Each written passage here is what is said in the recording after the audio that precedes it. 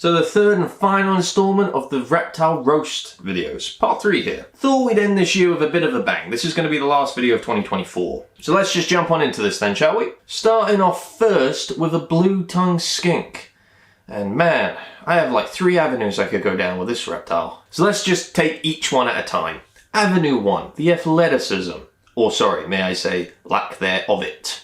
You're not looking at a blue-tongued skink and thinking that this is a natural-born athlete now, are you? If anything, you're looking at them going, they seem a little bit physically inept. I mean, when I look at a blue-tongued skink, I see a rolling pin with gummy bears for legs. That's the athletic prowess we're dealing with here. I mean, they're not winning any sprints anytime soon, or long-distance running, or pretty much anything athletic to begin with. Their peak of athletic performance is keeping their bellies off the floor. And I mean, let's be honest, if you own a blue-tongued skink, you're probably about as spry in your step as they are. I assume you got a blue tongue because you were scared of a reptile potentially escaping from you. And, you know, most people could probably catch a blue tongue. They aren't very athletic. I mean, if you ever get outrun by a blue-tongued skink, that's concerning. It might be time to just give the old, legs and walking thing up. Maybe just time to retire from that. Just post a chair up in a corner somewhere. Just look at the corner preferably as well. So choose a corner that you like and just sit. That's your new future. You sit. Avenue 2. The name really is just what it says on the box, isn't it? I mean, whoever named the blue-tongued skink really just shows that they lacked an immense amount of imagination. Like literally, we found this new lizard. What do we call it? Well, it's got a blue tongue. Now, don't get me started on the pink-tongued skink. Because, I mean, what in the living hell was that person thinking? Well, it's a skink. It's got a pink tongue. Did nobody around whoever named it go, yeah, but everything has pink tongues. I have a pink tongue.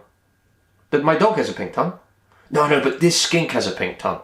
But don't a lot of skinks have pink tongues? No, but this one has a really pink tongue. Did they not just slap him or her, whoever came up with it? It's probably a guy. Only a guy would come up with something that stupid. Now, Avenue 3 here is the blue tongue itself. So you know, after sucking something blue, I don't mean a Smurf's I mean like an ice pop or a lollipop. Something like that. Your tongue turns blue, right? So if you have a blue-tongued skink, I assume it's a constant reminder of your oral fixation. I just hope that you're at least respectable enough to swallow. Boom, roasted. Up next, the bull python. I've got to be careful with this one, because this is probably one of the most favourite pet reptiles out there. There are a lot of bull python keepers, so I'm about to insult a very, very large portion of the reptile hobby. Probably not my wisest choice. I got 2 parts to this roast. Firstly, the bravery part, or, better yet, the lack of it. Bull pythons are basically the most cowardly of all reptiles. And if you disagree with me, their defense tactic is to roll into a ball. I mean, a gentle breeze is enough to send a bull python into a bit of a panic. And when I say panic, I mean roll into a ball. And I mean, another thing, the bull python's not even rolling into a very successful ball. I mean, I would struggle to get a volleyball strike off with a ball that shape. I mean, this whole rolling into a ball thing is self-soothing at a different level. So obviously, if you own a bull python, I assume it's because you're extremely insecure and you constantly feel the need to roll yourself into a ball. But you can't successfully roll into a perfect ball, and neither can your bull python.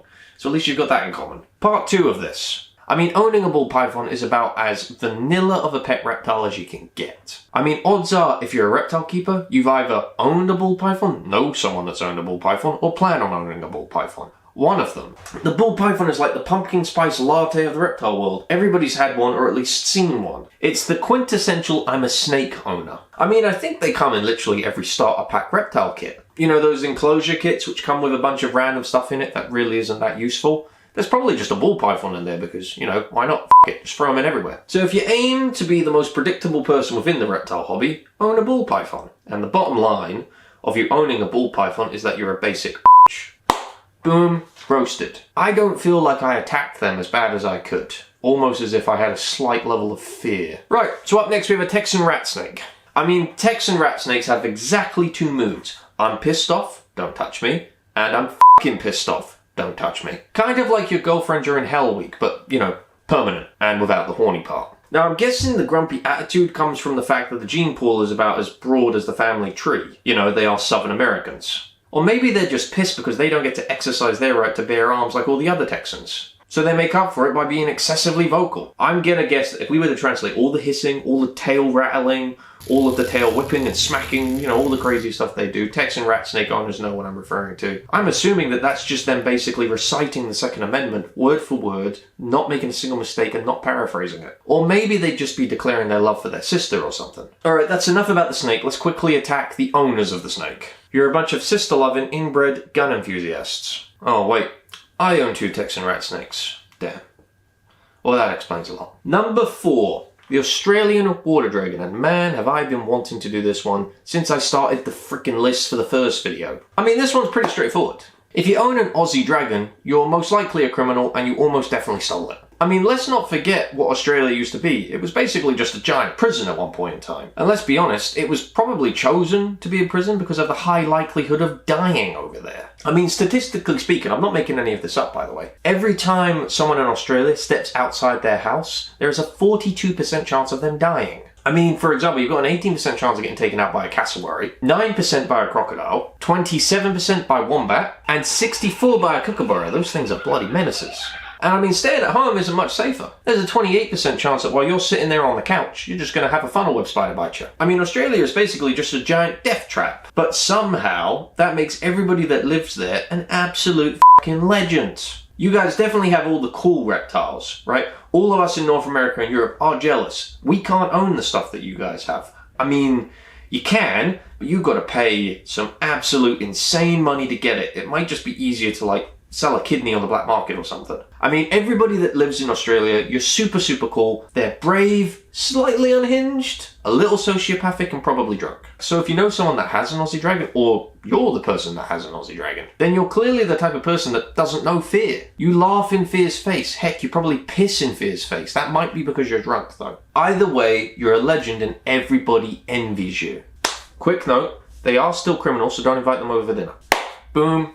Roasted. So our 5th and final reptile roast here isn't even a reptile, it's an amphibian. And yes, there's a little bit of plagiarism going on there, but it's done out of respect, inspiration, and for comedic effect. Because if I'm honest, I just thought this entry would be funny. Right, so here we go. The Pacman Frog. Let's start with the eating obsession first. This frog is literally named after a video game character that spends its entire life eating. And I mean, that fits quite well. Because the Pacman Frog will devour anything that moves, doesn't move, looks like it will move, looks like it doesn't move. Basically anything. The Pacman Frog will eat anything that it can fit. I mean, the Pacman Frog has 2 goals in life. To eat, we've established that one, and to not move. We don't want to be wasting calories on something as stupid as moving. Basically just a stomach with eyes, but they're a colourful stomach with eyes. So if you own a Pacman Frog, it tells me 2 things.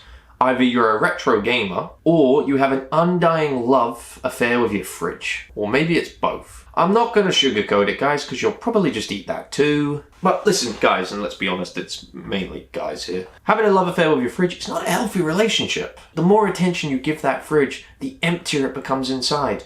That is until your next grocery delivery. And yes, I said delivery. There's not a flipping chance you're waddling around a grocery store. I mean, I guess leaving the fridge door open is your version of flashing. Magnetizing pictures on the outside of your fridge is your version of love notes. And leaving the lid off the mayonnaise is your version of coming inside.